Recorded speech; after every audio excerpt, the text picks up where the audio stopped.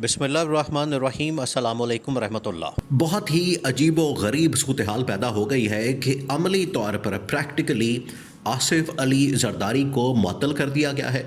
आसिफ अली जरदारी का इस पूरे सिस्टम के अंदर, निज़ाम के अंदर जो किरदार है, रोल है, उसको सस्पेंड कर दिया गया है, उसको ज़ीरो कर दिया गया है।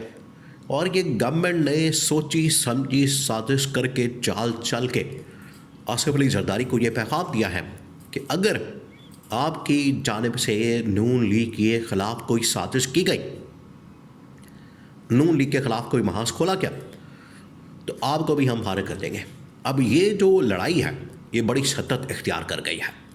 दूसरी जानिब महमूद खान अचकसई, जो कि PTI के या इमरान खान के नामजद करता अपोजिशन लीडर है, कौमी असम्बली के अंदर एंट्री मारने के लिए तैयार है।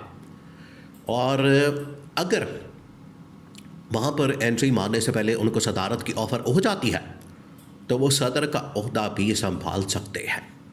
अब ये 3-4 बड़ी डेवलपमेंट्स हुई है, बहुत बड़ी डेवलपमेंट्स हुई हैं, और किसी ने सोचा भी नहीं था कि ये जो आज 2 साल पहले इत्तेहाद बना था नून लीग पीपल्स पार्टी का, इन्होंने जो इत्तेहाद कायम किया था, 2 सालों के अंदर अंदर इनकी हालत ये हो जाएगी कि एक दूसरे के ख़िलाफ़ ये महाजराई, एक दूसरे के ऊपर हमला, एक दूसरे को सस्पेंड करना, मुअत्तल करना, ये मामला यहाँ तक पहुँच जाएगा। अब हुआ क्या, पहले आपने इसके अंदर जो वारदात डाली गई उसको समझें। वारदात क्या डाली गई? वारदात आज से 3-4 दिन पहले एक बहुत बड़ी वारदात की गई। एक ऑर्डिनेंस जो है वो वफाकी हुकूमत की जानिब से जारी किया जाता है, और ऑर्डिनेंस जारी करने के बाद ऐवान सदर को, पीपल्स पार्टी को इस चीज़ की खबर होती है कि एक ऑर्डिनेंस आया है, मार्केट के अंदर गवर्नमेंट की जानिब से जारी किया गया है, और उसमें हैरान कुन तौर पर सदर के दस्तखत ही नहीं, सदर को पता भी नहीं, सदर के उसके ऊपर सिग्नेचर ही नहीं। आप इसे अंदाज़ा करें, आप ज़रा इमेजिन करें, आइन और कानून के मुताबिक एक तो वैसे ही जब पार्लियामेंट मौजूद हो, कौमी असम्बली मौजूद हो, सेनेट मौजूद हो, आपके पास 2/3 मेजॉरिटी है, सिंपल मेजॉरिटी से भी आगे का नंबर है, स्टेज है, आपको क्या ज़रूरत पड़ गई कि आप ऑर्डिनेंस निकालें? ये पहली बात। दूसरी बात ये कि ऑर्डिनेंस निकालने की जो मिजाज अथॉरिटी है वो तो ऐवान सदर है, वो सदर ममलकत है, तो ये गवर्नमेंट कैसे ऑर्डिनेंस निकाल सकती है जितनी देर तक उसके ऊपर सदर के दस्तखत ना हो? तो सदर ने जब देखा, पीपल्स पार्टी ने जब ये देखा कि इन्होंने, हुकूमत ने बग़ैर हमारी दस्तखत और सिग्नेचर और अप्रूवल के, नॉलेज में भी नहीं लिया, ऑन बोर्ड भी नहीं लिया, इन्होंने एक ऑर्डिनेंस निकाल दिया है, तो इससे प्रैक्टिकली इन्होंने सदर का जो ओहदा है, सदर का जो इस वक्त डेजिग्नेशन है या सदर का जो ऑफिस है, उसको बिल्कुल ही मुअत्तल कर दिया, उसको सस्पेंड कर दिया। जिसके ऊपर सदर ने बड़ा गुस्से का इजहार किया, पीपल्स पार्टी ने उसके ऊपर फिर बड़ा शोर मचाया, उसने उसके ऊपर बड़ा वावेला किया कि आपने ये क्या वारदात डाली। बाद में फिर सॉरी करके नून लीग इस ऑर्डिनेंस को वापस लेने पर मजबूर हुई, लेकिन वारदात जो डाली गई उससे पैगाम देना जो मकसद था, क्या था, वो दे दिया गया। असल में नून लीग और पीपल्स पार्टी के दरमियान इस वक्त लड़ाई है इक़्तिदार की, पावर की, और नून लीग इस वक्त चाहती है कि जो आज इनकी गवर्नमेंट है ये अगले 2.5 साल मज़ीद चलती रहे, ये 5 साल भी पूरे करे, और अगले 5 साल के लिए भी ये डील बनाने की कोशिश कर रहे हैं।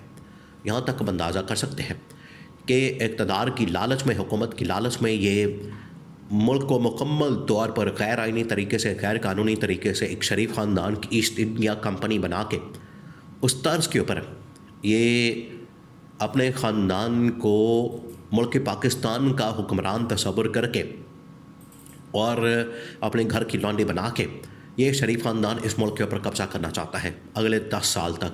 5 साल ये, अगले 5 साल। और पीपल्स पार्टी के साथ वायदा किया गया था कि 2.5 साल नून लीग का टेन्योर होगा, और 2.5 साल मुकम्मल होने के बाद, जो कि मुकम्मल होने वाले हैं, पीपल्स पार्टी का टेन्योर आ जाएगा, 5 साल पूरे हो जाएंगे, उसके बाद इलेक्शन में चले जाएंगे।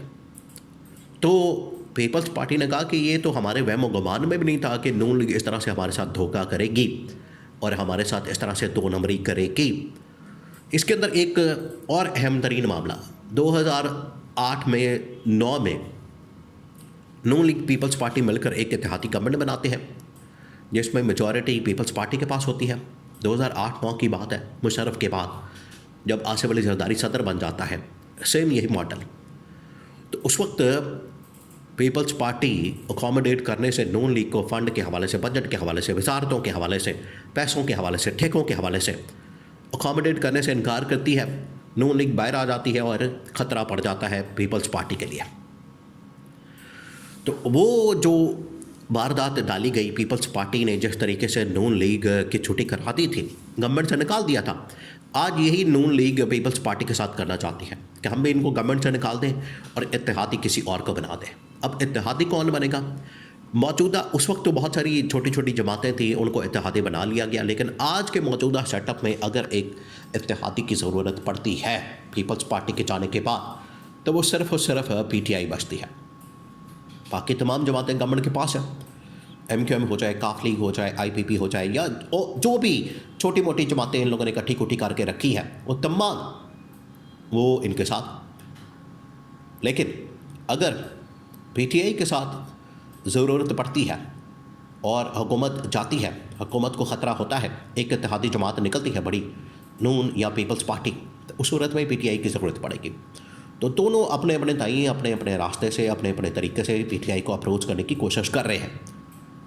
बज़ाहिर आपको लगता है कि ऊपर ऊपर से ये बयानात देते हैं, उनकी मुखालफत करते हैं, एक दूसरे के ख़िलाफ़ बयानबाजी करते हैं, लेकिन अंदर से PTI के साथ इत्तेहाद की बात करना, मेल मुलाकात करना, उनके साथ स्पेस देना, उनके साथ बैठना, डायलॉग की बात करना। पीपल्स पार्टी ने तो बड़ा वाज़ेह तौर पर इंडिकेशन दे दिया, जब सिंध का दौरा किया सुहेल अफरीदी ने, पूरी PTI की जो लीडरशिप है वहाँ पर मौजूद थी, तो पीपल्स पार्टी ने उनका बड़ा ज़बरदस्त वेलकम किया, उनको वेलकम करके बता दिया कि हम आपके साथ हैं, पॉलिटिकली हम आपको स्पेस देने के लिए तैयार हैं, और मुस्तक़बिल के अंदर आपके साथ अगर ज़रूरत पड़ी चलने के लिए तो एक रास्ता बनाया जा सकता है। तो ये जैसे ही इवेंट होता है, पीपल्स पार्टी पैगाम देती है, क्योंकि पहले तो एक पेज पर थे कि हमने सिंध के अंदर, पंजाब के अंदर इनको स्पेस नहीं देनी, पंजाब के अंदर इन लोगों ने स्पेस नहीं दी, ये गंदे हो गए।